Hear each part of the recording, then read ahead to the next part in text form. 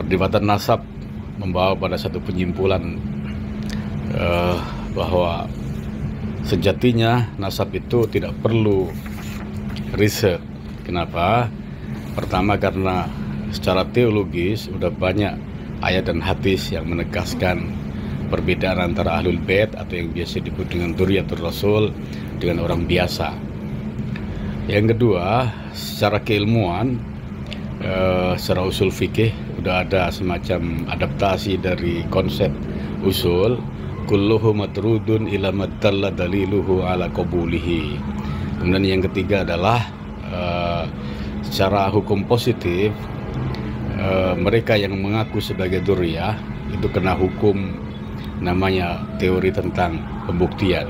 Siapa yang mendalilkan, dia wajib membuktikan.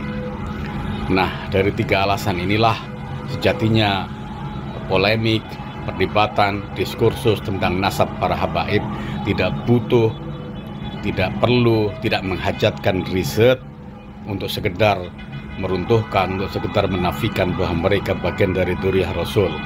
Artinya apa? Tanpa riset pun semua atau sebagian besar kita harus meyakini bahwa habaib bukan dzurriyyah Rasul. Nah, ada ayat dalam Al-Quran yang itu sangat menarik, yang kita baca tiap kita tahlil adalah innama yuridullahu liyudhiba ankum rijsa ahlal baiti wa yutahhirakum tadhira. Sesungguhnya Allah menghendaki innama yuridullahu ayudhiba ankum rijsa, untuk menghilangkan, untuk mensterilkan aridsa, dosa-dosa atau kesalahan-kesalahan elementer. Kepada siapa? Kepada ahlul bait, kepada keluarga besar, kepada penghuni rumah Rasul. Wa yutahhirukum tadhira, sekaligus mensucikan sesuci-sucinya. Nah, Imam Malik, pendiri mazhab Maliki, menafsir tentang ayat ini di dalam Muwatta'nya bahwa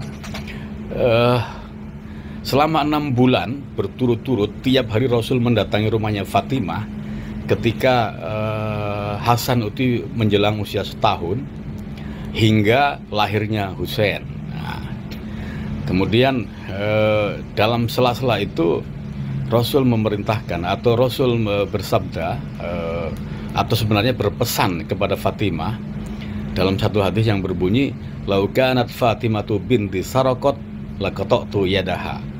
Andaikan Fatimah putriku itu mencuri, saya sendiri yang akan memotong tangannya. Ini adalah standar etis tentang dzurriyyah. Ini adalah standar etis tentang ahlul bait Rasul, bahwa tidak boleh pelanggaran-pelanggaran kecil apalagi besar itu terjadi atau bersumber dari keluarga besar Rasul, dari dzurriyyah Rasul, dari ahlul bait Rasul. Ini standar etis dan itu menjadi permanen sekaligus berlaku universal sepanjang masa. Artinya apa? Artinya mereka yang mengaku sebagai dzurriyyah Rasul, kalau bertentangan dengan standar etis yang dibikin sendiri oleh Rasul, otomatis tertolak tanpa riset sekalipun. Nah, itu untuk standar etis. Sementara untuk nomenklatur sebutan ahlul bait atau dzurriyyah, Rasul sendiri bersabda tentang Hasan dan Husain, kana Hasan wa Husain sayyidu syababi ahlil jannah. Kelak Hasan dan Husain ini akan menjadi sayyid, akan menjadi pemimpin, akan menjadi penghulu pemuda ahli surga. Kata-kata sayyid itu keluar, muncul, terilis dari lisan yang mulia Rasulullah SAW secara langsung, dan itu juga berlaku di dunia sekaligus di surga. Nah, baik nomenklatur sayyid dan syarif itu tidak terkait sama sekali dengan habaib. Kenapa? Karena mereka, saya yakin, juga tahu bahwa sebenarnya sejatinya nomenklatur yang keluar, nomenklatur yang dipilih oleh Rasul tentang sebutan kepada dzurriyyahnya adalah sayyid dan syarif.